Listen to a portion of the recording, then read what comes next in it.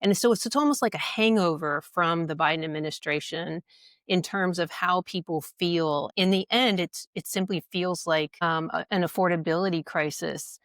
Mhm. What are your thoughts on that? I mean, how do we bridge that divide and the disconnect because prices may not come down? I Mhm. mean, we may have to look at just growing our way out of this in terms of higher wages. Yeah, yeah, and Elaine, to a certain extent, I'm not sure there is a disconnect because the reason I say that is two things can be true at the same time, right? We can say things are getting better, and we can also say things are bad, right? Just Mhm. because they're not getting worse, that's one thing. But again, that doesn't mean we're back to where we were in 2020 or 2019, right? People's financial lives have gotten demonstrably worse over the last 4 years. Just because for the last 9 months things have gotten better, again, that doesn't wipe out the pain of the previous 4 years. For example, under Biden, the monthly mortgage payment on a median price home literally doubled. It was up just over 100% in less than 4 years. I mean, that's catastrophic. Who do you know whose income went up by 100%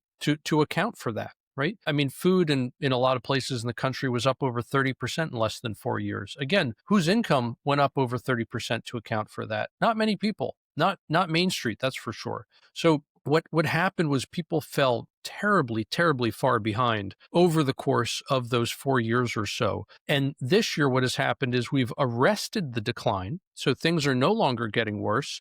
They are getting better, but they haven't wiped out the previous 4 years worth of losses, if you want to think of it that way. What one metric I think really illustrates this well, Elaine, is if we look at what does the average American's weekly paycheck buy? So not just the size of the paycheck, but again, what you can get for that weekly paycheck. For the average American, it fell 4% from January of 21 to January of 25. Now, what has it done since January of 25? Well, it's gone up about 1%. So again, we've stopped declining. That's great news. And we've started increasing that metric. Again, great news. What's not great news is the fact that we still haven't recovered to where we were at the start of 2021. And I think that's what people are feeling. And that's what they are articulating when we hear them say they're not satisfied with the economy, that they disapprove of current conditions. I would too, because again, I'm still not where I was just a few years ago. And that's unacceptable in America.